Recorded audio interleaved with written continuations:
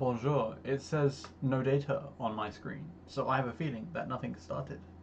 Hi, it's me, Demonata_4 or Demonata What If. I'm going to be doing a bit of going back to my magic lore videos, but first I'm going to go through Twitter because I kind of want to just do the stream and then go to bed. I was going to do it earlier today, but I found this manga recently. I did it in one of my other streams. I've been kind of addicted to it. I find when I start a manga, I just want to go through the entirety of it, finish it, and then never touch it again. No, I tend to touch them more than once. Really good manga, but having a very obsessive personality, so what can you do? I'll go for my stuff later.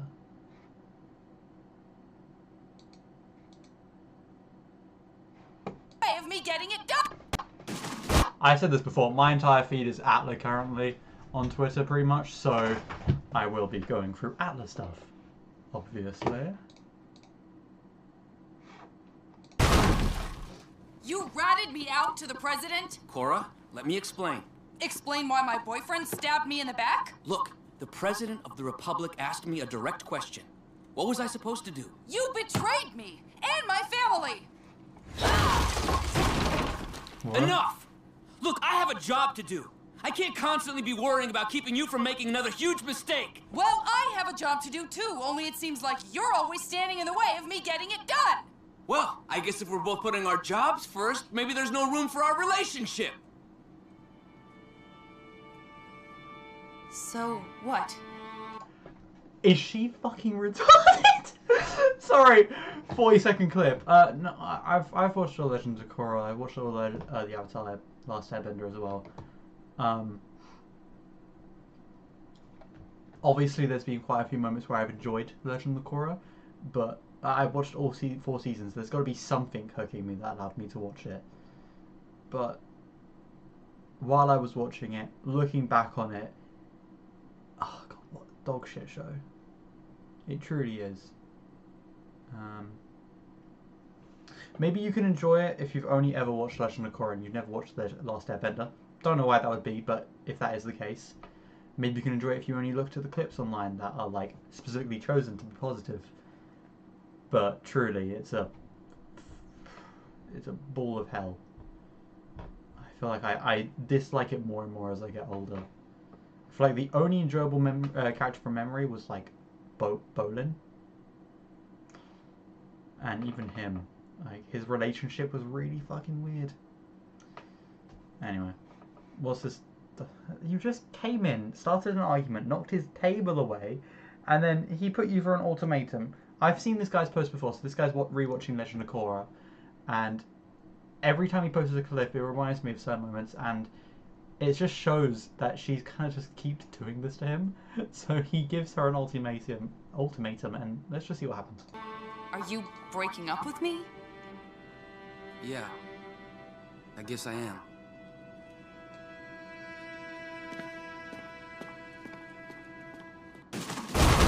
I'm glad they show you the scene of the room again, because it's like,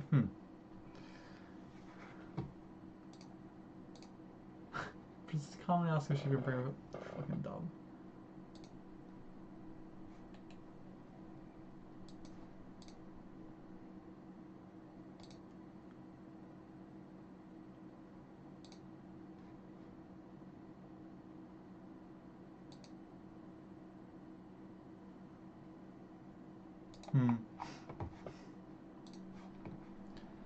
Allocate with security bonus.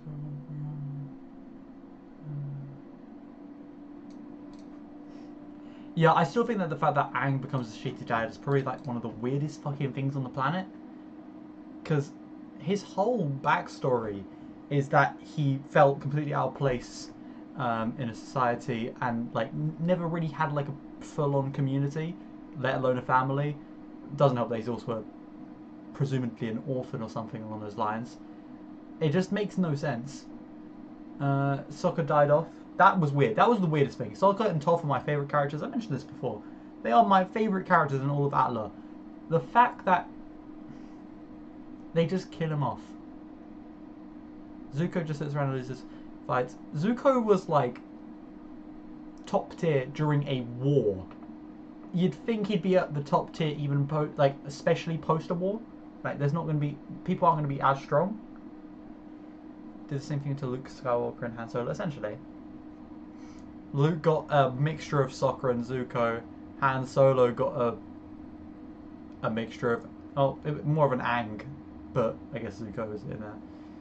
Neglected his kids. Well, Katara somehow let that happen, but she's too busy being a Korra cheerleading cameo character.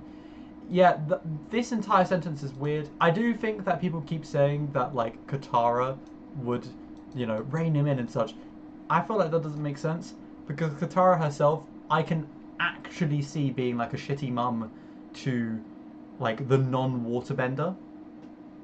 I can physically see that happening simply because she's kind of been that way to Sokka before. No, maybe I missed something. Maybe I'm gonna get. Maybe someone would, if I said that in public, someone would actually say like, I'm taking sides or something. I never liked Katara though, so that's where that's coming from. I just can't see Aang neglecting them in the first place. I can't see Katara being the one to, actually really change that, to be honest. But I also can't see her truly doing it because she has Aang in her life. Who I can't imagine him just being comfortable with her doing that. And, whatever.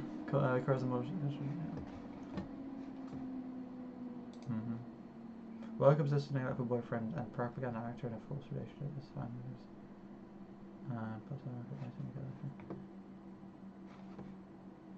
Aang being a bad dad is worse than Naruto being a bad dad.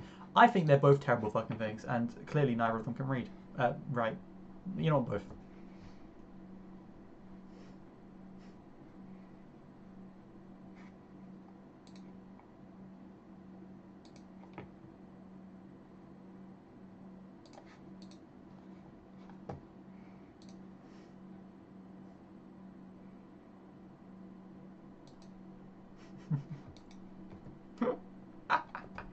Taquera, Goku, alambres, talladas, gringas, tacos, especial Goku, refrescos, café.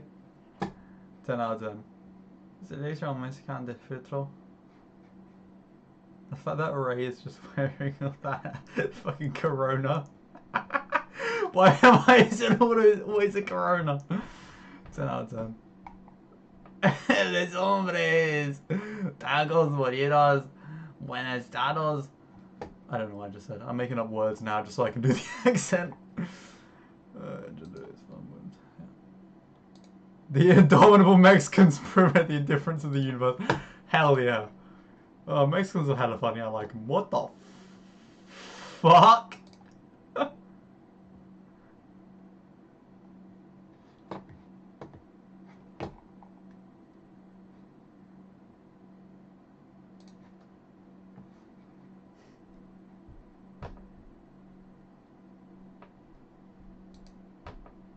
That's weird.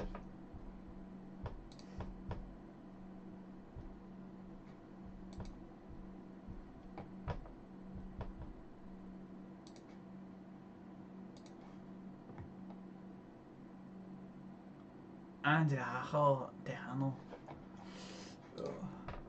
tried learning Spanish once. Didn't go well because I was using ChatGPT. What? Well, it's basically the same thing. I was using Duolingo is what I meant to say, but I butchered it at the end. Okay. Still haven't learned to use my Gyro Ball. I'll do it eventually. Or will I? Who knows?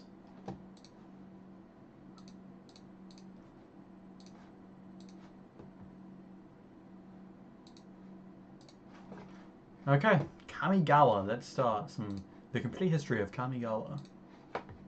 World of Kamigawa. What?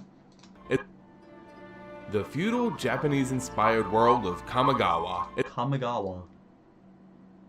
It's an American game, so the American pronunciation is probably correct, but I'm going to continue calling it Kamigawa because Kamigawa is gay. Is a land of mystery and dangers, a far-flung plane few travel to and even fewer understand. It's a world clouded in superstition, divided into two realms vying for harmony or supremacy. It's the setting for a story unlike any in Magic the Gathering's history. Why is he so zoomed in? Why can't he zoom out a bit? I feel like what he should have done is he should have photoshopped Kamigawa in the front, and then in the background just have the background move slightly. Unless this is how this image just is. It's like it's some sort of promotional art. History, an epic war It doesn't look like it is. waged by unlikely misfits and godlike beings known as the Kami. All started under mysterious circumstances. The godlike beings, also known as God. Huh? Sorry, because Kami means God. How? Okay, whatever. With the perpetrator as shocking as the story's conclusion. This is the world and complete history of Kamigawa. Go for it.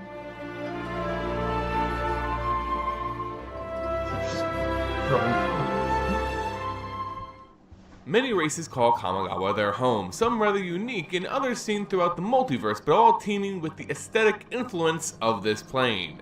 While all I used to know how to play that on piano. I still probably could. races are in some way independent from one another, groups are broken down into two distinct categories of loyalty to the Lord of Eiganjo, the most powerful ruling family on Kamigawa. In the story of Kamigawa, this leader is the daimyo Takashi Konda. Put them fangs away. Vigilance, attacking doesn't. Well, I know what vigilance is. Bushido. Bushido! Ho ho ho. The only kind of Bushido I know is Bukake. When this creative blocks becomes blocked, it gets +5 plus 5. I don't understand. Ooh. Ooh. Adds circular. Okay, so it becomes a 7 every time it blocks. And it's indestructible? This is a good fucking card. Hold on. Sorry, my curiosity is here. To stay. What is this? White. Okay, let's just check.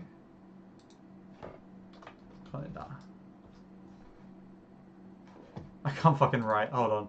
Konda. I don't know where I got the I from. Konda. Ooh. Is it not legal? Shit. It's an old ass card. I'm surprised. Oh, is it Skyfall's having stroke?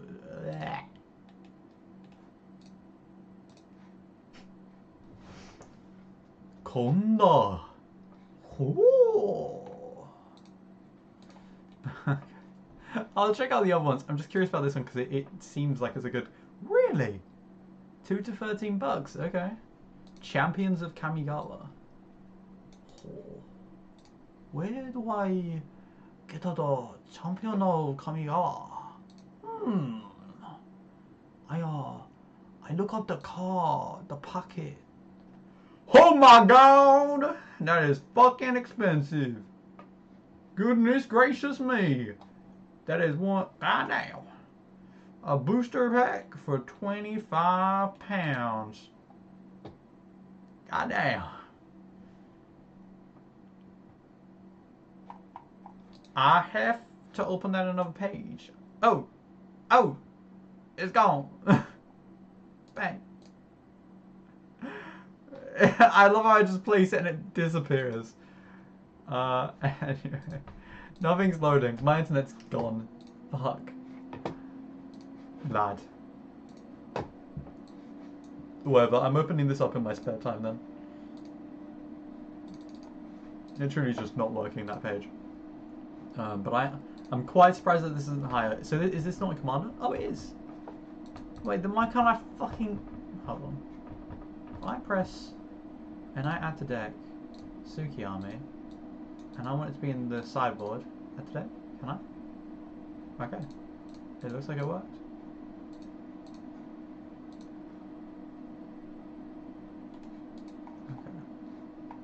Aka. Mazitare. Orange. Shut up, I'm losing my mind. I am considering putting Wrath of the God in here, just because it might be nice to have another board wipe. I'm just remembering one of the times I lost to my mate. Essentially it was because I don't know. He got a really, really OP card out, alongside having like 20 other things out, and then a bunch of tokens started appearing. If I had gotten a board wipe in that time, like if I had even just gotten Day of Judgment, I could have probably survived. And in fact, if I had it in my hand, I wouldn't have used up all my mana doing bullshit.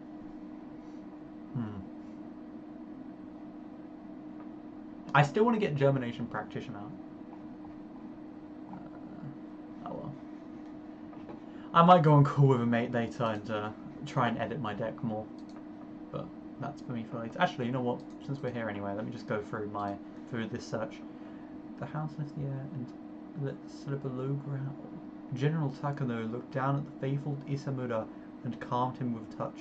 Alert the guard. The Kami are coming. Kami? Kami? I don't know why I've been calling it Kami. I used to call it Cat.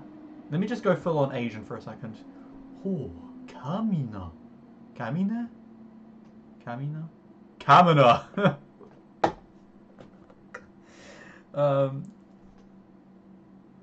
Ne, Kamina. Ne, Kami. Ne, Kami. No, it's 100% Kami. Because they don't fucking use R. That's why. That's how we know it's Kami. Kami? Tengen Kami. Ho. Whoa. Tengen Kami ne. Ho. But I'm considering. Konda's Bana. Konda Bana can creatures get share card.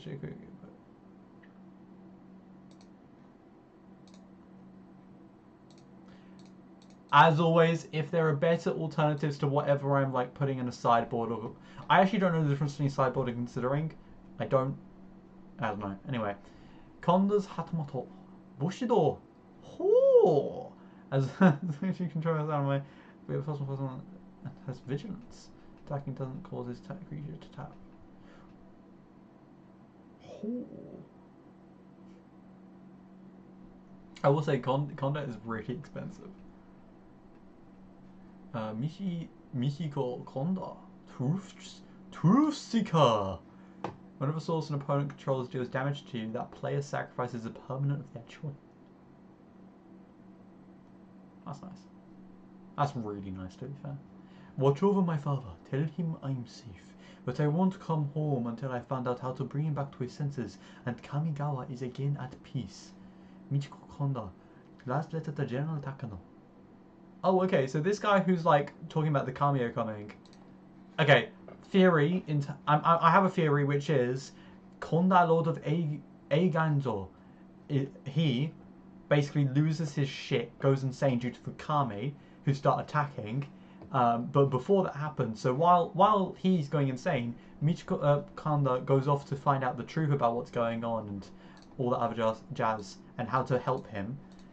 While he's gone, they attack, and it leads to probably leads to Kanda's death, and also Isamaru. Opal Eye, Konda's fuck. It's Yojimbo. Fox Samurai, Kinky. Okay, defender can't attack. Motherfucker, you are a 1/4. Fuck off. The next time a source of your choice would deal damage this turn, that damage is dealt to Opaline instead. Prevent the next 1 damage that would be dealt to Opaline this turn. Okay, I can see how this is gonna be useful. This is a good card. I'm keeping this shit in my on my side. That's so cool. I might look up alternatives. Please, I beg of you, someone comment on one of my videos. And if you do, please, I beg of you, comment whether I should use certain cards or better cards or whatever. Anyway, well, to be fair, they are live streams. They're like an hour or 2 long. I can't see someone going back and commenting on YouTube. Maybe on Rumble. I'm not too sure. It definitely would be better if I had a schedule for streaming.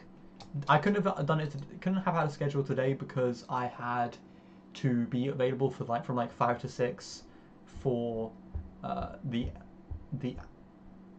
professor. Fuck, I couldn't speak. The professor's whatnot stream. I did not win anything.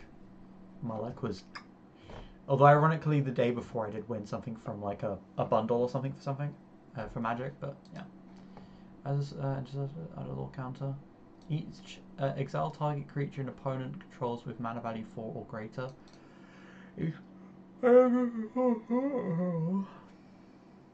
Okay, exile the saga, then return it to the battlefield, transform it. Okay, then it comes back as a fragment of Konda. Defender, when this creature dies, draw a card. Lord Konda's immortal body was turned to stone.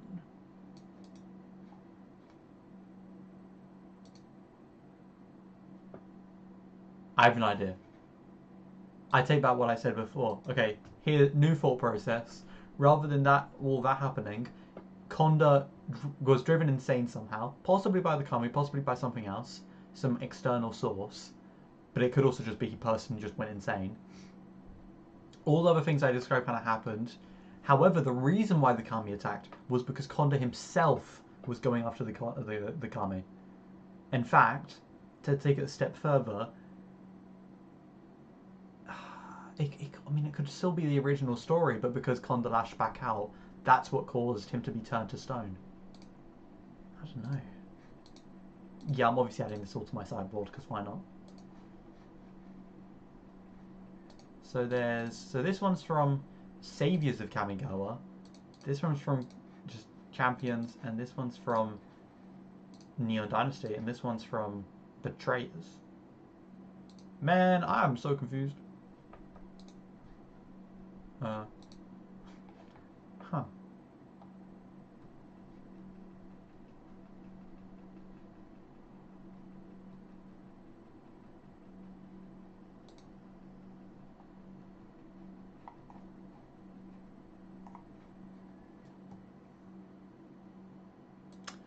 I'm just going to put these all into my considering.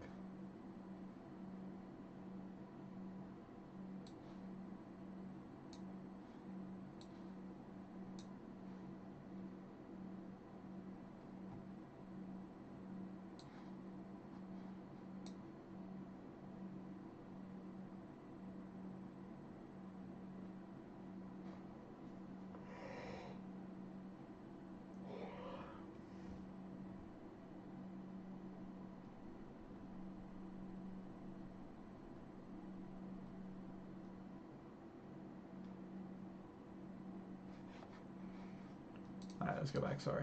A skilled human samurai who looked out for the prosperity of all mortals on Kamigawa. Still, despite their noble cause, there are some races who buck the yoke of authority, trying in vain to remain independent of human society, while others have woven seamlessly throughout it. Humans on Kamigawa are the most populous and well-traveled of the native... By the way, while I am thinking, if I'm looking down, it's because I decided I want to draw. I thought, you know, I haven't drawn today, so let me just pop out sketchbook real quick and just, you know, just make a few little things here and there, because I just want to, you know, when you see certain things and they just like, they give you the urge to do other things. I saw that guy carrying his sword, and I love how long the hilts are. I don't know what it is about the hilt. It just made me want to draw. So. Races, their territories stretch far and wide, branching out from the absolute center of Kamigawa, their primary settlement, in Kowabara, known as the Eternal Fields. Iganjo Castle stands towering over the flat region, visible even from the far edges of the grasslands, a constant reminder of the ruling daimyo and his family's influence. Humans here are versatile in their professions and temperaments, being the blank slates of Kamigawa, if you would. A human of nobility can grow up to an honorable house, training to be a sage, a cleric, monk, or even a skilled warrior known as a samurai. They can be loyal, steadfast, and unyielding. But if born to a house of low means, humans can just as easily become farmers or... This guy kind of sounds like how people describe weebs. No shade to him. Or worse still, criminals who lack all sense of honor. Gangs of thieves and assassins of all races scour the roads of Kamigawa preying on travelers. One of the most famous humans outside of the daimyo Konda is the lowly brigand Toshiro Umezawa, who, despite his questionable station in life, would go on to be one of the greatest saviors of Kamigawa. Kitsune are known as foxfolk, humanoid... Sorry, why does he have to say it that way? You gotta channel your inner, like, Chinese person. or Japanese. Japanese probably works better.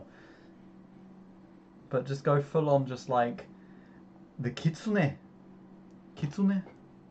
I don't know. I'm saying it really weirdly, but... Foxes who exemplify the traits of honor and loyalty. As such, the Kitsune have integrated easily into human society, pledging allegiance to the reigning Daimyo family with unwavering fervor. Because of their personality traits, many Kitsune grow up to be monks or skilled samurai, being masters of blades in combat and hired on by human families to act as bodyguards, secured in their sense of loyalty. Kitsune always act with honorable intentions because it is through this that a Kitsune can secure a long and prosperous life. All Kitsune are born with a single tail. When they're adults, a Kitsune is set out to achieve what they will, but their achievements are believed to directly affect their lifespan. With each accomplishment honorably achieved, a Kitsune can grow an additional tail. The majority of this race have 2 tails, sometimes only ever achieving 1 tail, with others growing 5 or more. With 2 tails, a Kitsune is expected to live about 75 to 85 years old, and those with 5 or more can live upwards of 500 years, with some rare few growing 9 tails or more in their extended lives. There's no known limit to their agelessness. As they grow, their adult names often change based on their experiences. Names will often combine multiple aspects of their lives and sound more like titles, such as Golden Tail, Opal Eye, or Autumn. Sorry, is it just me, or does anyone see that someone has drawn black lines over the eyes? And but with like a really bad digital software? No, just me? Okay. Yeah, I mean, everyone loves a good kitsune. Holy shit, that's ugly. Oh, sorry, no. It definitely doesn't feel like true honor boundness, which is probably why none of them really rise above 2 tails. Simply because they're not really doing it because they're honor bound, they're doing it because they want to live longer. So once they use once they reach the basics, they can't go any further, and then obviously the ones who stick to 1 probably just don't know what honor is. Tail.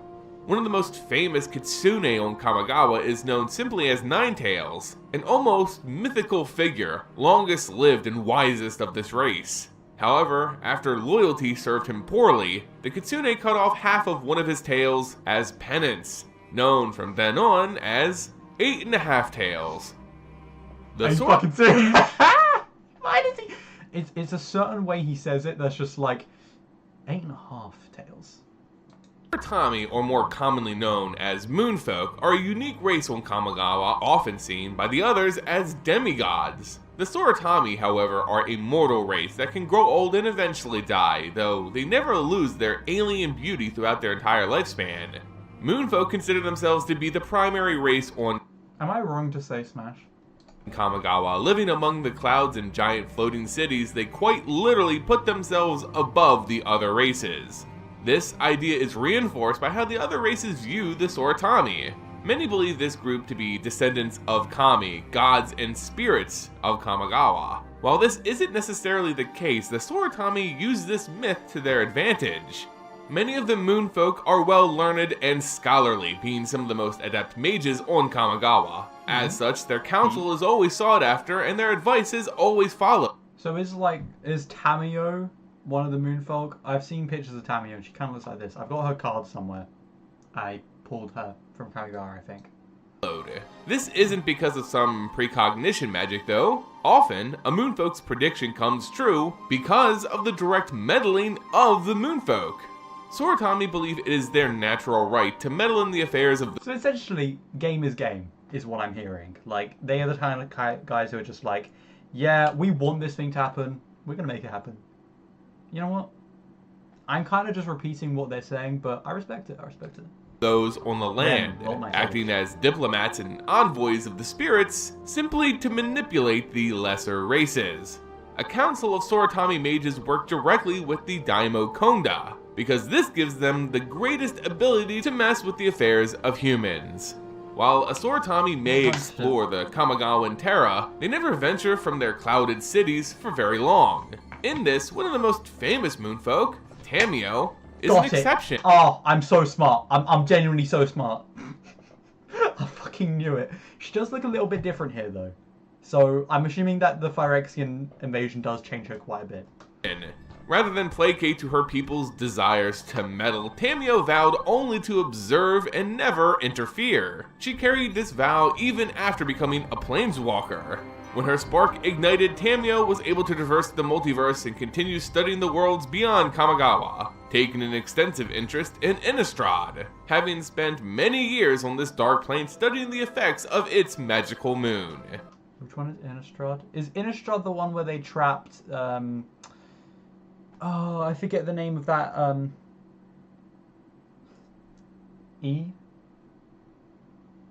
Ezreal? Fuck it, whatever, let's continue. The Nezumi, more commonly known as Ratfolk, are a race of humanoid rats. All I know about these guys is there's one card of them. I believe it's only the showcase version of her. But, oh, it's one of like the boss leader rat token, rat cards. And I just remember it because she's really hot. Okay. Of typically small stature and even smaller integrity. Many see the Nezumi for their worst traits, being sneaky, untrusting, and vicious toward their enemies. While many Nezumi are, as you would expect Ratfolk to be, these aren't traits unique to this race, but rather it's a reflection of their experiences. While many other races of Kamigawa regard the Nezumi's behavior as their nature, it's actually more of a result of how they're nurtured. Nezumi are treated as outcasts in the greater Kamigawan culture, pushed out from major cities. Gotcha. So it's the standard idea of, you know, that they are only bad. They're not bad because of the sum of their parts. It's more so that they're pushed into circumstances where they're going to be like that. They're on the outskirts. They're in the slums. They have to literally behave in this way because otherwise they won't live. Gotcha. From the majority of humans who find them distrustful. As such, many Nezumi groups make out survival in dangerous swamplands, fighting for limited resources and against dangerous blights. Because of this constant fight for survival, Nezumi have become one of the most determined races on Kamigawa, defined by their endurance, tenacity, and moxie. But that too means the majority of Nezumi aren't below resorting to thievery or killing in order to survive, making them criminals. As such, many Nezumi... No way! I can't believe they're criminals! This is such new, insightful knowledge. Nezumi are broken down Why did he say into it like different that? gangs who control various territories. Gangs work together to share the riches, but don't instill any sense of loyalty, as the Nezumi is only ever loyal to itself. This was best seen in the legendary Nezumi Meronar. Even as a ratfolk, Meronar was exceptional. Must I say, the reads and like this pose, honestly, it feels like someone did a SpongeBob panel of Wakfu characters. Specifically, if you've seen the one with the pandas, like if you know the ultra realistic SpongeBob designed character drawings, plus Wakfu vibes. I know what it is. Can't fully explain it. Strong and skilled as a ninja. He's responsible for several other gangs, well, disbanding, as well as turning against his own leader to aid Kamigawa as the plane fell to chaos. Hell yeah. The Uarachi, or Snakefolk. They're doing the permanently doing the face. Oh, the chat rate. I eat food. You ever just eat food? What? What do you mean I eat food? Do I ever just eat food? I mean, I do. Thank you for your insightful comment, Tab. I appreciate it, man. Alright. Hope you're enjoying the Namaste. Are one of the strangest races to be found on Kamigawa, and one of the most mysterious. As a people, these reptilian humanoids... I just got what it is in my head. These guys, Loki, remind me of how in JJK Modulo... which one of it was? One of the twins. How he describes how he thinks humans would be, which is, you know, essentially Sukuna, 4 arms, belly, stomach on the belly, that sort of thing. The only thing they're missing is an additional pair of eyes. Oh, and I guess they are missing the stomach on the mouth, but that is covered up, so you never know. Live extremely traditional lives, not giving in to some modern advancements of comfort. They live much like their ancient ancestors had, in woven huts suspended in branches of the Jukai forest. I was gonna ask how those were woven huts, but trees, never mind. Got you. Because of this, Also, they're saying they ignore the commodities of modern life, but I am literally at this moment observing a large, like, light beaming up at this guy. There's no way that they do that. At least this guy doesn't. He is fully prepared to embrace modernity. the Ororachi have a strong distrust for those outside their race. Any and all who would threaten their customs or borders are often met with a violent reminder of their independence. The Ororachi have a strong connection with the Kami, or spirits of Kamigawa, with a prominent respect for those spirits of the forest. They pay their respects to the Kami before hunting or foraging for food. Oh, so they're like an elf subrace, I guess. Like a reptilian elf subrace. Maybe this is like a more magically or intellectually inclined version of like lizardmen. I used too many L's in that sentence. Or before going to battle. The Ororachi will fiercely defend themselves if threatened, and because of their unique anatomy, they're extremely skilled warriors. Generations of survivalist training. I feel like I'm going to be saying no shit a lot on this one, but they have forearms. If they're not good at fighting, I would be genuinely surprised. It also really makes me want to draw like one of them, but with like a bunch of weapons on them. Training in the Jukai Forest has made the Ororachi some of the best bow hunters and marksmen on Kamigawa. Okay, they're elves. Got you. Their slender bodies making them nearly silent and undetectable when skulking about the treetops. Their extra limbs, a second set of arms, helps them to climb and fight simultaneously. Also, having two sets of arms more than likely means that they can pull the bow further, which means they can use heavier bows, which, as you may know, if you use a heavier bow, that means that you can put the force on it to pull it back. Once you like once the arrow goes flying, it will pierce far harder. Essentially meaning they can shoot you further and harder. I guess either they could do that by using two hands to hold it and two hands to pull it, or something else. I think if Urza and Mishra weren't brothers, it would have been called the Yaoi War because it would have been peak Yaoi.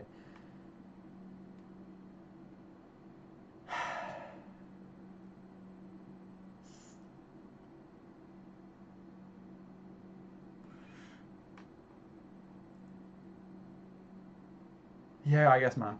I guess.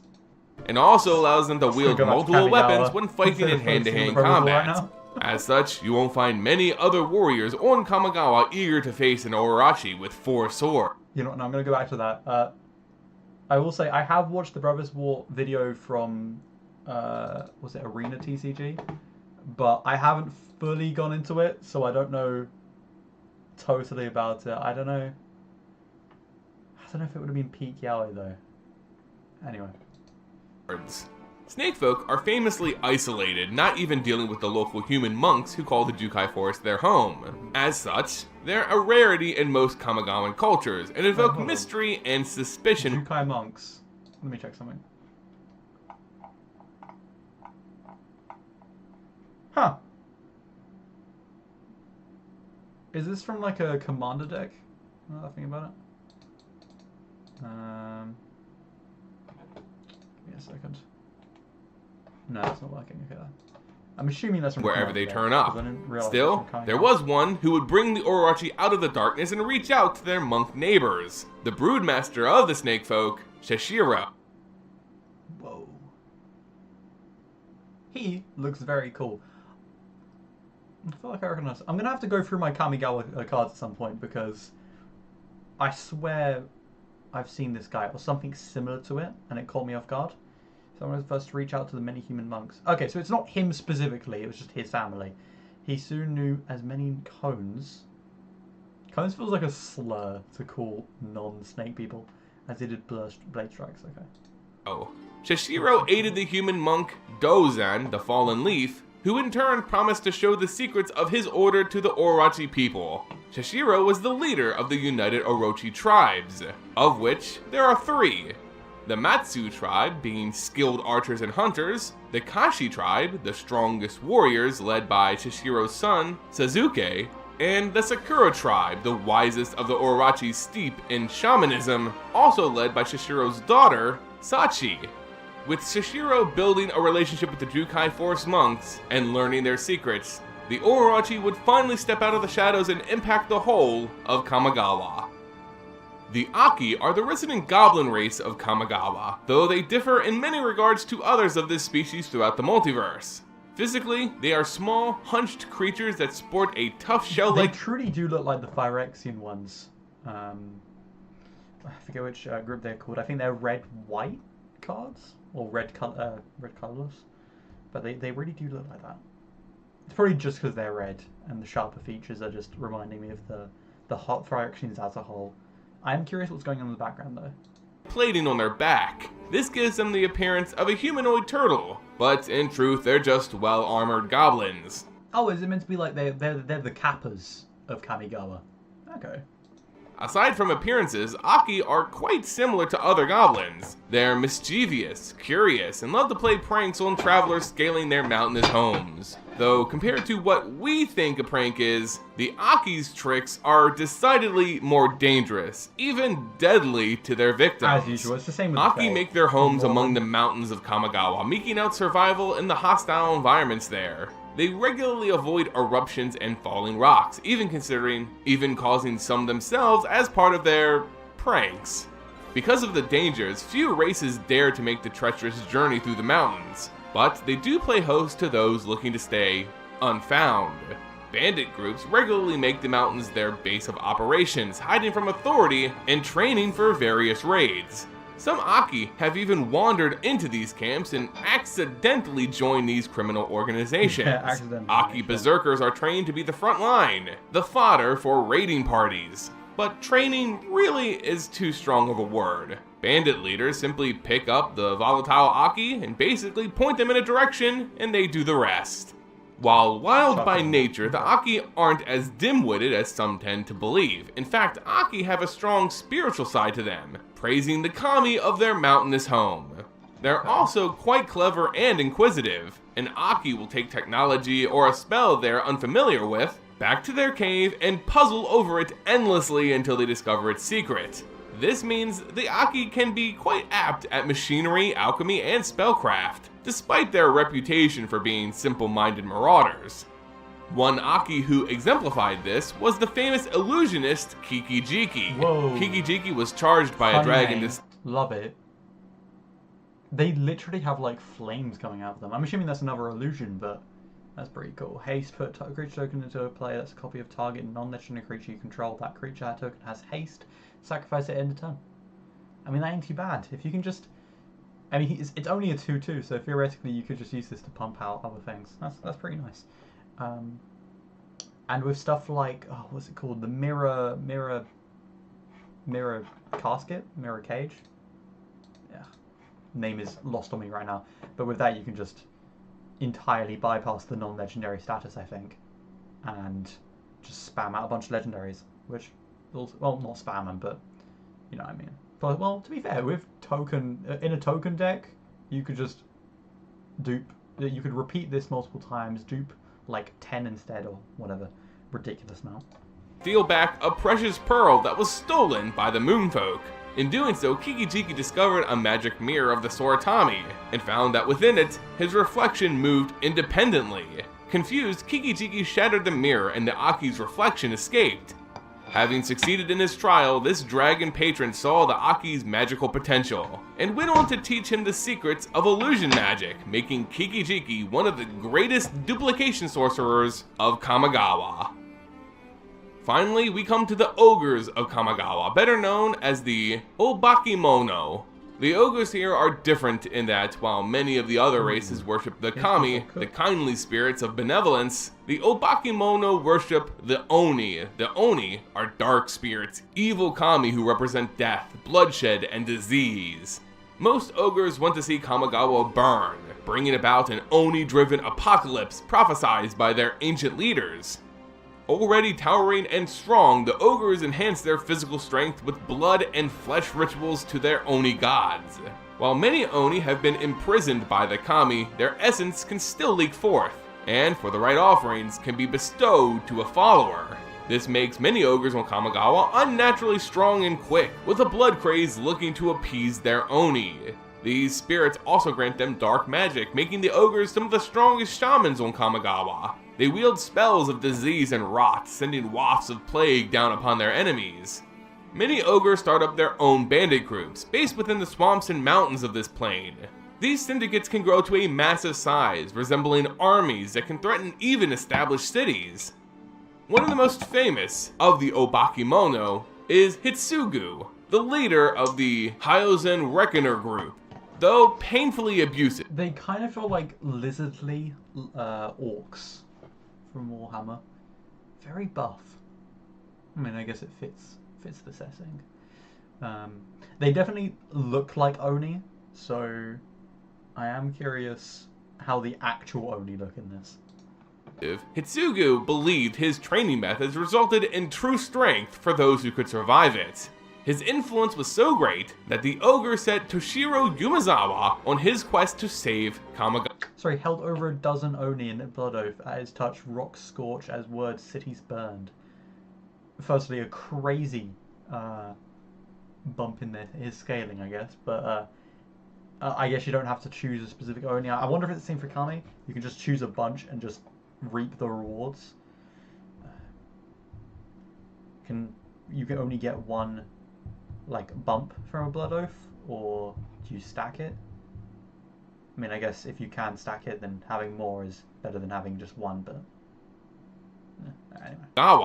And eventually he himself would merge with the Oni he so worshipped, becoming an avatar of destruction, but still cool. No less part of the plane itself.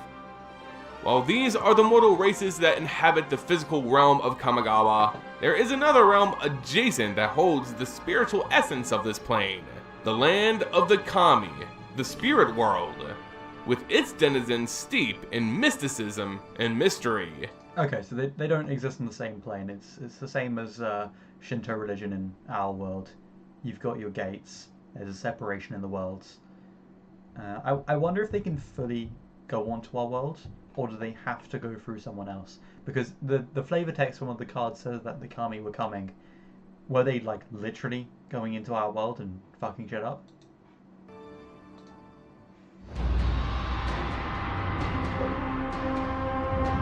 Love me a dragon. As humans leave their mark on Utsushiu, the mortal realm and half of Kamigawa's whole, Okay, if that the is a Kami Kami- inhabit. If that is a Kami, I was expecting them to be more bestial and like generally warped in nature. I wasn't expecting to just see a woman. It's Kakuro, the second half, the spirit realm that completes the circle that is Kamigawa. This spirit realm holds many mysteries and is seldom experienced by the mortals of this plane, but in the rare cases that the two realms coexist, worshippers of the Kami are granted great boons. Because of their unbridled power, the Kami, or Great Spirits, have become the subject of much admiration, looked to as gods, symbols that represent all things on Kamigawa. The nature of the Kami is still very much unknown. Even proclaimed monks and the moonfolk, who have studied the spirits for generations, still know only a fraction of their being.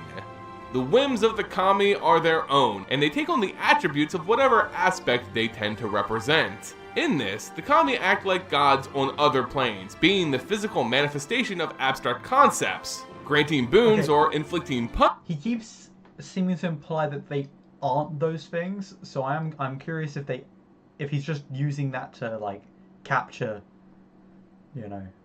attention, or if he actually means that they are different in some way, because as far as I would assume, they just work as usual Kami. Maybe not.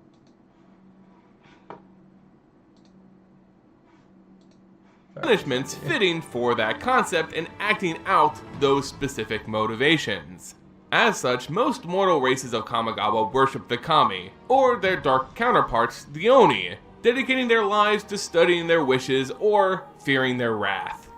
While the spirit world plays host to countless different Kami, they are broken down into loose categories. There is no one-size-fits-all description for kami, as their forms are only bound by their own imaginations, but we can at least break them down by how the spirit was formed and what those of Kamigawa have come to interpret as that kami's purpose. Take for example the great Kodama tree spirits. These are kami of the natural and ancient wood. When in the mortal plane, they inhabit some of the oldest trees of Kamigawa. Oddly enough, powerful spirits have appeared in the cardinal extremes of Kamigawa, and around them great monastery of monks sprang up, learning from the hushed whispers of these powerful forest spirits. The kami can also take on more familiar shapes, such as humans, and sometimes come to represent the spiritual energy that gave them form. Take the Onna. Though many varieties of this kami exist, they all take the visage of human women. They're known to have a calming effect on those who encounter them. Incredibly shy, they stand as a rare sight to the living on Kamigawa, and many interpret their appearance as a blessing. I don't know what Haru means. I know what I would assume that means flower woman. I think. I mean, obviously the most famous one is Yuki Onna. I would guess there's a Yuki Onna. I don't know why he chose Haru, but oh well. Other kami are much more bestial or even terrifying in their physical forms. Take the Kirin for example. These spirits take the shape of horses, but oftentimes incorporate segments of other animals as well. You mean always? But I wonder if Kirin work the same way here as in most like spiritual stories, where they're like capable of foresight and other, more mystical abilities. These are extremely inquisitive kami, passing through the barrier that divides their world from that of the mortals simply to learn about mortal lives, bringing that knowledge back to share with others of its kind. Spirits of the water or river are known as kaijin, meant to protect the sanctity and bounty found in their domain. While the oddly shaped Baku, whose appearance is quite frightening, are seen as benevolent guides and That's wonderful. Is it made of candles, and does it have tiger paws or lion paws? consumers of nightmares. Love it. Even wandering ones, some rather common and pedestrian kami, are seen in a positive light. They often appear to lost children who have lost their parents, walking them back to safety. Other kami are just the forlorn souls of humans who were pulled into the spirit realm upon their death. The realm of the kami is not necessarily the afterlife for the mortals of Kamigawa. They are a race in and of themselves, and not simply the ghosts of the dead. So if a human is brought into the spirit realm, something new is created, known as a Zubira. The face of the human is taken from them, and they lose any sense of identity. They go on to carry their final feelings and become a kami that represents them. When someone dies in a very traumatic way, or was not given the proper rites, their spirit can become a kami known as a Goro, and return to the mortal plane seeking vengeance. Not all kami are here to represent sunshine and Hugzo. The Oni, or dark demonic spirits, represent the equally strong, decidedly more negative aspects of life. Oni of cruelty, insanity, death, disease, pain, you name it. If there is something you don't like, you best believe there's an Oni looking to make your nightmares come true. Some of the Oni even take on much more demonic shapes, bending our understanding of what could be considered a demon or a god. Take the Kuro Pit Lord for example. By all accounts, this kami acts much more like a demon than any of it. That looks hella cool. It reminds me of like PlayStation 2 arts. I will always refer to PlayStation 2 arts, more than likely throughout my entire life, as just anything that looks cool. Reminds me of PlayStation 2 art, but my goodness. It's like this, it's wrong. Does that make sense? Like the proportions are just off. But it's so stunning. Whoever did the art for this, John Foster, spectacular. It's kin, making badly sided deals and gathering an army of minion worshippers to submit. I know it's its abdomen and stuff, but this kind of reminds me of like a dead flower, or like a black flower.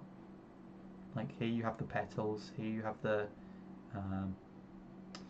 organs. And its control within the mortal realm. The Oni are ruled over by a dark, foreboding presence, the strongest and most depraved of their kind, known simply as the all-consuming, the Oni of Chaos. Of course, even the idea of the races themselves can coalesce in the spirit realm, and as a result, kami emerged as specific patrons to the mortal races of Kamigawa. These kami are typically huge in size, meant to represent the people who worship them, and as such, they stand for their culture, practices, and even mimic their physical appearances. Take the patron of the Orochi, for example, a large green spirit of the forest with large serpent-like fangs. Or the patron of the moon, worshipped by the moonfolk, a flying kami who guards the cloud castles of the Sword Like mole rat teeth. What the fuck is this? That is absolutely revolting. Imagine knowing that this is meant to represent your entire species. If the human race had a kami and it looked this ugly, I wouldn't kill myself, but I'd certainly consider it. The patron of the Nezumi is a ravenous spirit, low to the ground with a wide gaping maw and gnawing incisors that often expects It looks funny, so it's fine. I mean, obviously the rat species has like a bunch of rat teeth. It is funny looking. I like it. Sacrifices. The patron of the Kitsune, rather than having multiple tails, has multiple arms, but still expresses the importance of honor and loyalty. It feels like he eats a lot, but that's solely because of the mouth. The strangest patron kami is by far the patron of the Aki. It doesn't really look like the Aki, or represent their culture in any particular way. And in fact, it's believed to be a trickster kami who claims to be the patron of the Aki, demanding regular sacrifices. As such, the Aki fling themselves from the cliffs, feeding the waiting kami below. Oh, so it's basically While there may be no tier list laying out the various strengths and weaknesses of the kami species, it's clear when one spirit is stronger than another, and the strongest kami of Kamigawa are referred to as the Myojin. Whoa! Of the cleansing fire. Now this is a badass looking thing, but it somewhat reminds me of that one Ultra Beast, the paper thin one. Yeah.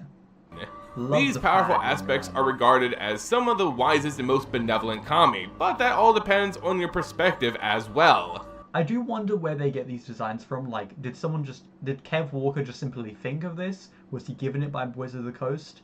Was like how do you step to this? Where does the concept come from? While incredibly powerful, the various Myojin still only act upon their original purpose, the concept that birthed them, woefully unchanging and without emotional hesitation.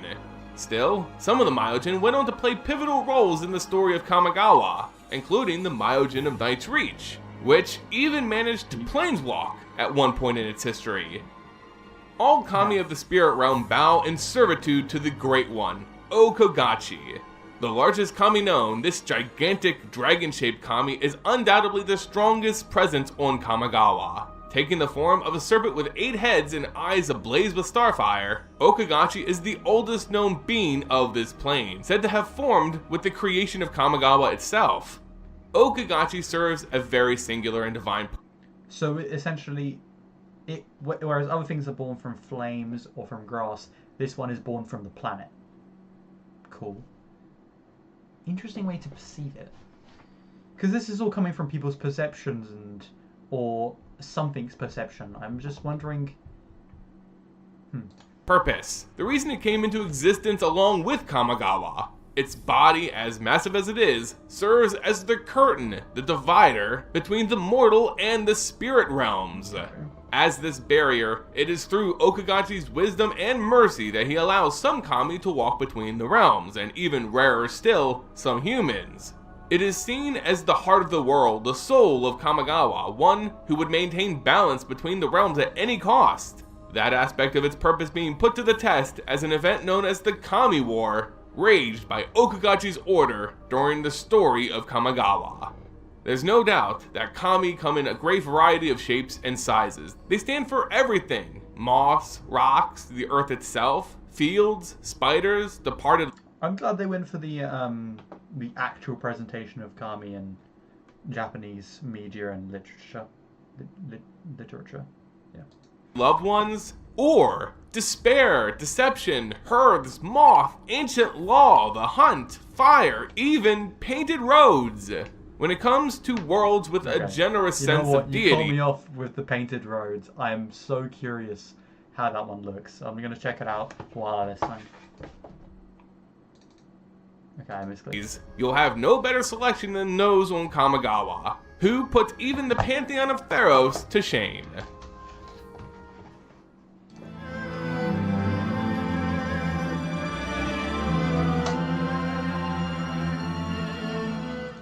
Oh, it is real. Okay. Kamigawa as a plane too has its share of mythical creatures such as dragons, but as is often the case here, even these traditional fantasy monsters are treated in a unique way. The dragons of Kamigawa are best represented by the cycle of spirit dragons, which, as their titles suggest, are actually kami that take the physical form of dragons. Their bodies are long and serpentine in structure with no wings or limbs to speak of. This is a rather unique design for dragons in MTG, which mostly take on a strong European influence. While all dragons on Kamigawa are somehow So it's not a drag. It's a loong. I think that's what they're called, right? It's some sort, basically, it's a worm. It's a big worm, but yeah, but a dragon technically. tied to the spirit realm, they're more in tune with the realm of mortals than their kami brethren.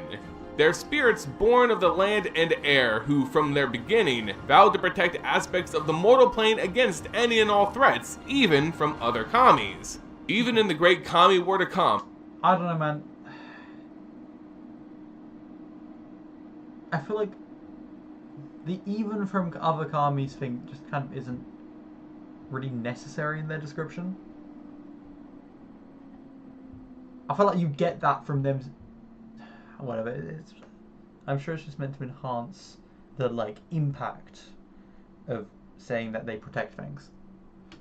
when ordered to attack the lands of mortals, the spirit dragons fly high to protect their ancient charge, giving them a special place in the history of Kamigawa. The spirit dragons, one for each of the mana symbols, protect segments of Kamigawa that strongly associate with their color identity. Take Kaiga, for example, the great... Whoa. That is cool. I like how their fins are different to usual. Not fins. The frills, I think that's what it is, are different. And this is more like wavy, and the undead one is more spinal. Spencer the Great from play. Gain control of target creature. Okay. water serpent known as the Tide Star. Its name translates to Capital River, as the waters of Kamigawa flow across and are held within its fin-like flaps along its body. As the patron kami and dragon of blue mana, Kaiga is incredibly curious and intellectual, storing and sharing the plane's knowledge of magic. This I'm sure Kaiga and Prismari would get along just fine. dragon makes its home among the secluded And also Quandrix. Kamitaki Falls, at the base of which a great Skelegic Academy was founded. This institution was known as Minimo, a place for aspiring mages and wizards to train in the mystical arts. Okay, Bro thinks that he's part of Strixhaven. He's not. He's not Strixhaven. Not Strixhaven? No, he's not, he's not on that plane, exactly. And where study of the kami was practiced. Kaiga vowed to protect the waters and islands of Kamigawa, and that included this academy built upon these ancient waters. But sadly, this spirit dragon was killed by the disgruntled and misguided Hitsugu. Kokucho, the Evening Star, is the Ryu, or Divine Dragon, of Kamigawa's swamps. Its name translating to Black Miasma. Kokucho... So, I'm fairly certain that is just the dragon behind us, even if it is slightly, like, different in appearance. I don't know, the one behind it seems a bit more smooth. Protects the putrid marshes teeming with black mana, the great pits of Takenuma in particular. Though swamps may not seem worthy of protection, they serve a great purpose in the ecosystem of Kamigawa, the bridge between rotted, decaying flesh and fresh, clean water. By the way, that description, that ability feels a bit much. When it dies, everyone else loses 5 life, and you gain life equal to the life lost that way. That is insane. Water. Kokusho represents the cycle of rebirth, where all the dead returns to the soil. So, going back, I feel like it would be a perfect thing to put this in pretty much any, like, Witherbloom style deck, or just really black decks in general. Only to be born again as something new on Kamigawa. Ryuze, the Falling Star, is the divine dragon of Kamigawa's mountains, making its home in the Sokenzen mountain range. Its body is ablaze with fire and scales of molten rock. It represents the tectonic activity of the mountain ranges, those that... This one's pretty good as well. It's great for fucking up tokens at least once. Cause constant earthquakes and avalanches. Jugan, the Rising Star, the Jeweled Eye, Shenron is a magnificent green-aligned spirit dragon who took dominion over the Great Jukai. Okay, there's a very clear obsession over the number 5. I am curious as to why. Forest of Kamigawa, bound to guard over the natural world, the wooded realms of the plain. During the Great Kami War, Jugan stood by its original vow and protected the monks of the Jukai Forest as they pleaded for help. The dragon again showed mercy to the Orochi people, showing that no matter the race, all those who dwell in the forest could count on Jugan. Namaste. And finally, we have... Whoa! That is really cool. The fish things that are floating around it really do confuse me and also add to the image. What is up with its head? Is it like skeletal? That is very cool. What the fuck? The white-aligned dragon spirit, Yose, the Morning Star, the blazing hope of Kamigawa. While humans don't have a patron... Also, next turn, a target player can't skip if it dies. Tap up to 5 target permanents that player controls. Kami per se, Yusai fulfills a similar role to the primary human settlement of... I feel like so far, white and black are legitimately the best dragons. Iganjo. With praise and worship, Yuzai protects the fertile plains of Kamigawa, even from its own kind. Konda, the High Daimyo of Kamigawan humans, called this powerful spirit dragon to face off against the insurmountable force that was Okagachi. Despite Okagachi being the lord of all Kami, Yuzai protected the humans who called the plains their home, though hopelessly outmatched against the Great One. Still, even with the help of the spirit dragons, can the realm of mortals really look to defend themselves from the Kami? We don't need to speculate on this. In the story of the Kamigawa block, the endurance of... Why did you ask the question then? You're confusing my brain. ...mortals is put to the test in what would become the greatest calamity of this plane, the Kami War.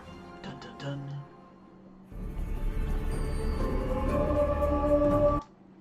Is that an arcane signet?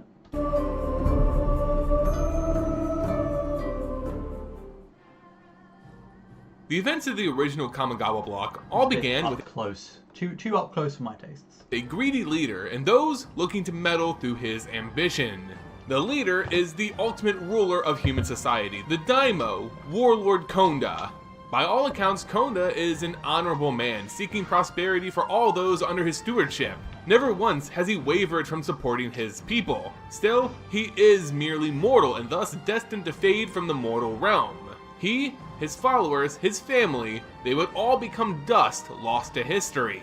All because they lack what the great Kami possess: immortality.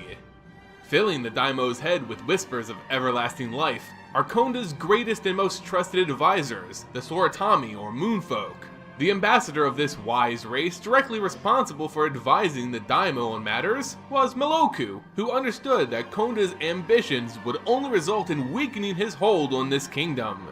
As such, the advisor moved forward, forming a team that would achieve what mortals had always longed for: the immortality of the Kami. The true motivation behind this plan, inspired by the Moonfolk's racial supremacy, was to have those tribes locked to the land wiped out, so that they would rule all of Kamigawa. In this effort, the Soratami teamed up with their patron Kami, Mochi of the Crescent Moon. Mochi, much like the people he embodied, was a trickster and meddler by nature. He told the Moonfolk of a ritual, a secret that could gain the mortals access to the spirit realm. But that wasn't all. Mochi also described a powerful energy, a coveted prize that most mortals would risk everything for. But this power came at a grave cost. It would likely start a conflict that would tear the mortal and Kami realms asunder, leaving the land ravaged and ripe for Soratami control. Using the research of an ancient kitsune named Ninetails, who would later be known as 8.5 Tails, spiritual counseling from the By the way, 8.5 Tails looks really cool, and that Takano, I don't know what that like square rectangle behind it, I forget the word for it, is, but I don't know, just very cinematic. And Hisoka's just chilling. Say, Hisoka. Did you know that did you know that bungee gum has the properties of both rubber and gum? of Minamo, a school of arcane magic named Hisoka, and the general of his formidable samurai forces, Takano, Konda and Miloku completed a sacrilegious ritual that spit in the face of Kamigawa's natural order. Together they breached the barrier separating the physical and spiritual realms, plundering an ancient treasure. While not fully traversing into the realm of the Kami, Konda only needed to pierce the veil, for it was the barrier itself that held his quarry, the giant snake Kami, the soul of Kamigawa, the living gateway, Okagachi. While the Great One slumbered, Konda and his allies entered the dragon and stole a piece of its essence, its heart, that would go on to be called simply that which was taken. This essence, this energy, was more than just a part of Okagachi. It was a child, a part of the Great One that would become the next great Kami over countless generations. Now within the grasps of Konda, the Daimyo trapped this essence within an ornately carved stone disc, holding it away within his formidable fortress of Eiganjo. There was one final key that led to Konda's success in this mission, the birth of his daughter, Michiko, who came into Kamigawa the night that which was taken left the spirit realm. With her birth, there was a burst of spiritual energy, one that allowed the barrier to finally fall. But none could predict at the time how closely these two events were tied. Now, however, Konda had achieved his goal and became immortal under the spiritual glow of that which was taken. He also found that he became indestructible and possessed foresight locked to him in his mortal state. Konda had become a living Kami, an affront to the natural order of things. And since that moment, the realm of the Kami became restless. Okagachi, the Great One, the soul of the world, was furious at these mortals who dared to enter his domain and steal a part of his essence. Konda's immortality was an affront to the Kami, and it required retribution. You know, have you watched the death battle with Bowser in it?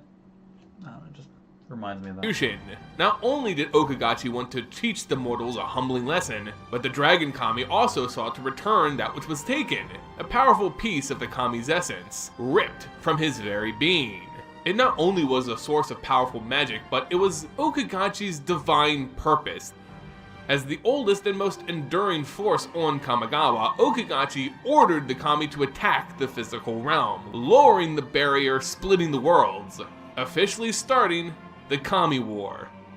This painful conflict raged for 19 years, the mortal races of Kamigawa struggling to beat back the endless, never-dying ranks of the powerful Kami spirits that sought vengeance.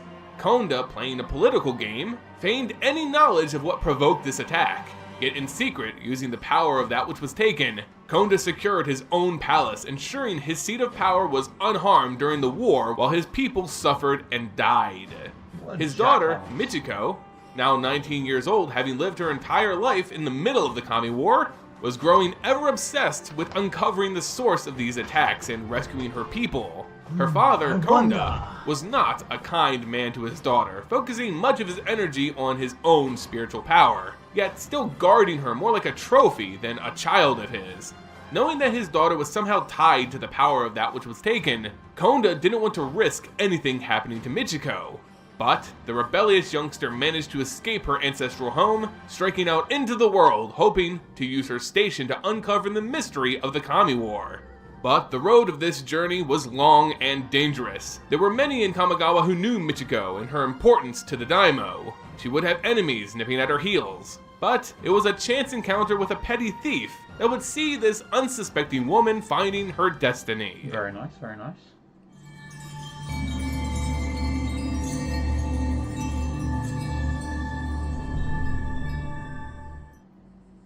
Toshiro Yumezawa was born to a world that was treacherous and unkind. Little is known of his past, but he certainly grew into a figure that was less than noble. Toshiro took his more unseedy skills as a brigand, thief, and assassin and used them for various crime families. Working alongside ogres and ratfolk, Toshiro was only in it for himself, making few friends but plenty of enemies, all to eke out survival as he could.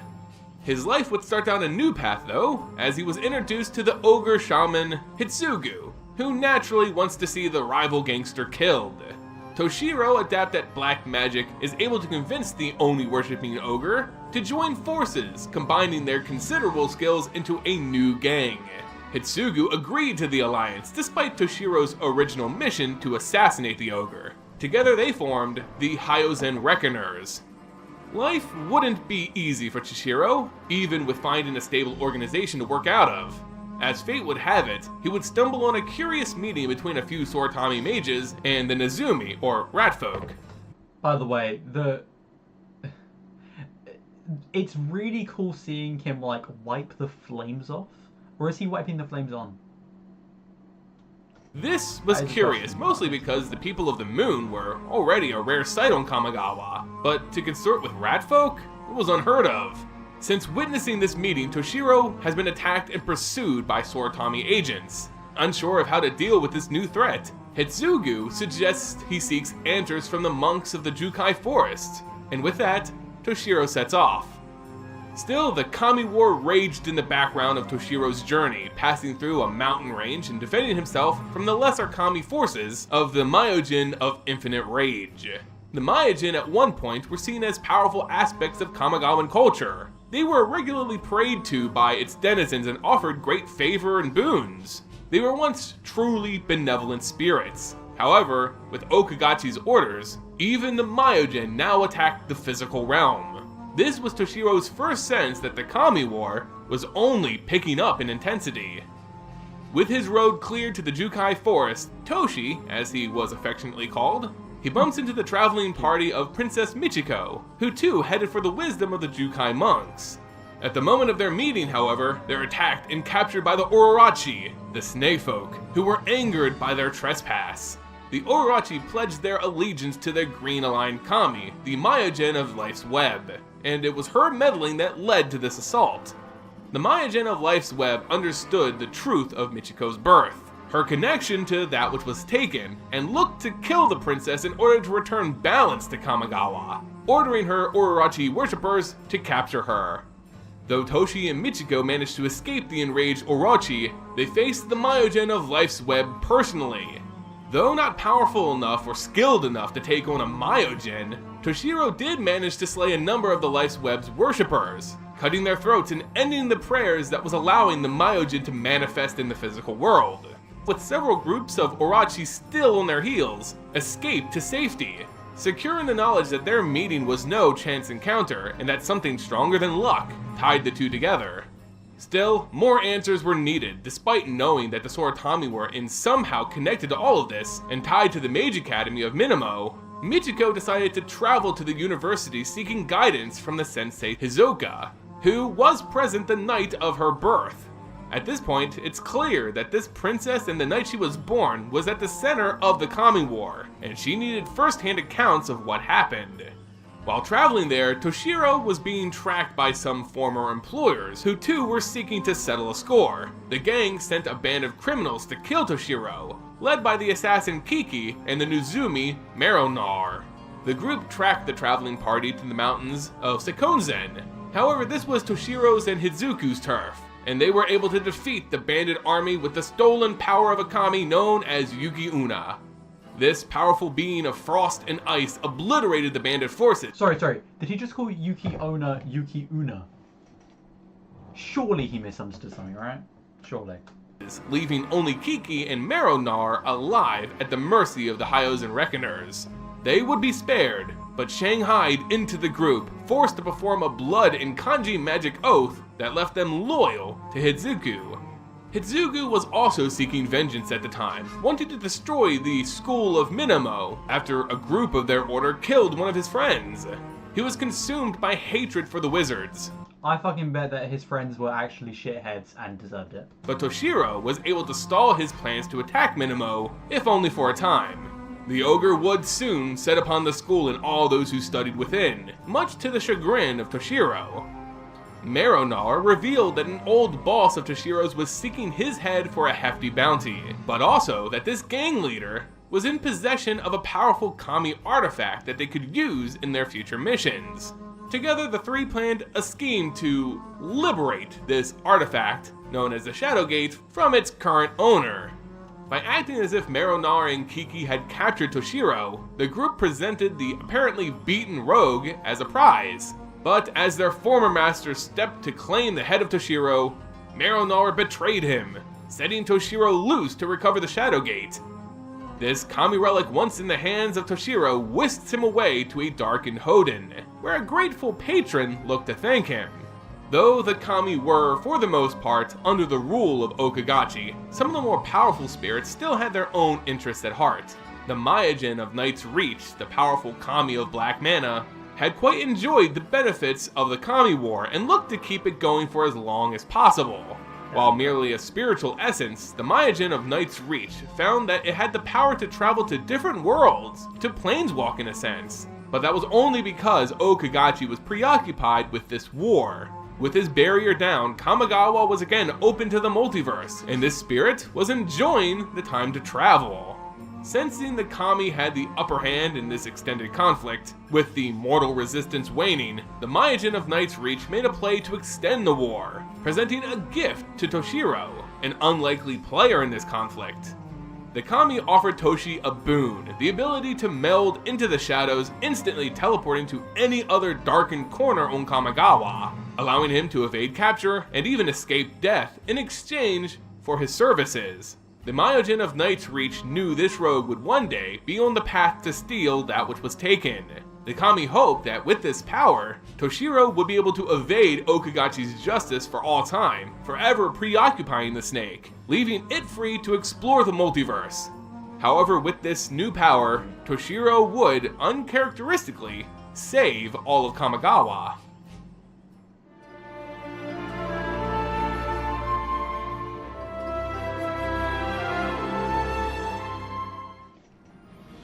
With knowledge from the Myojin of Knight's Reach, Toshiro and Michiko became wary of the Soratami and their moon kami, Mochi, understanding the meeting of the moonfolk and their true deceit as counsels and advisors. All in a front pursuing their own end to rule all of Kamigawa, Toshiro looked to enact justice.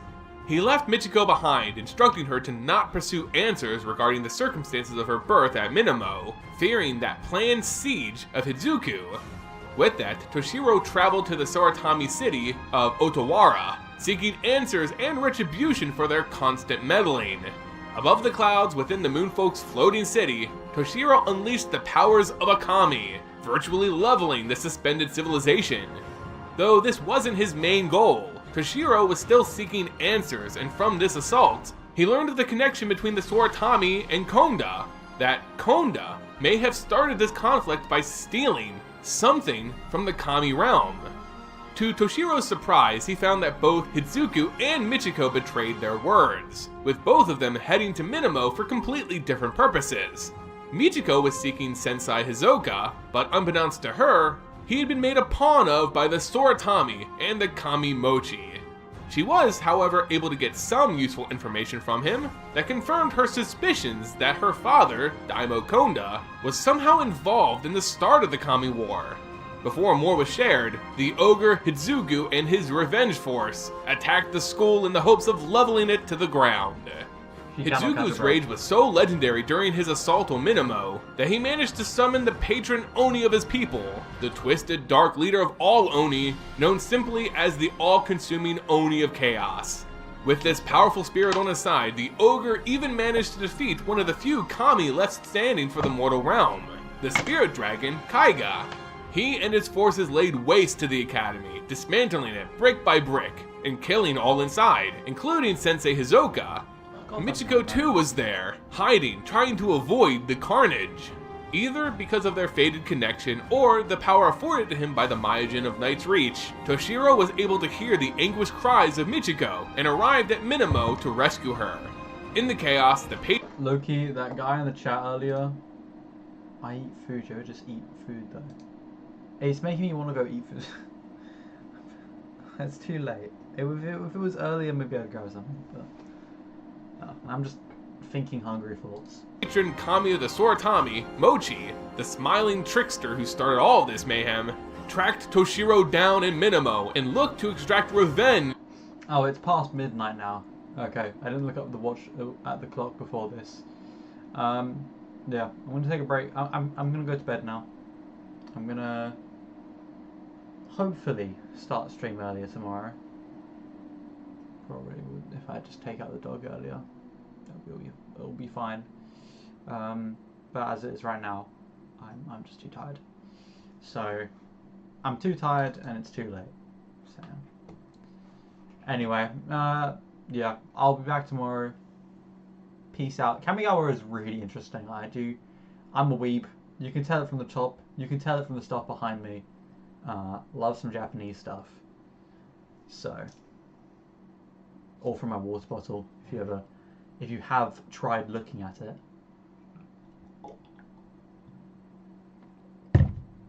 But yeah, ciao amigos. I'm gonna stop streaming now.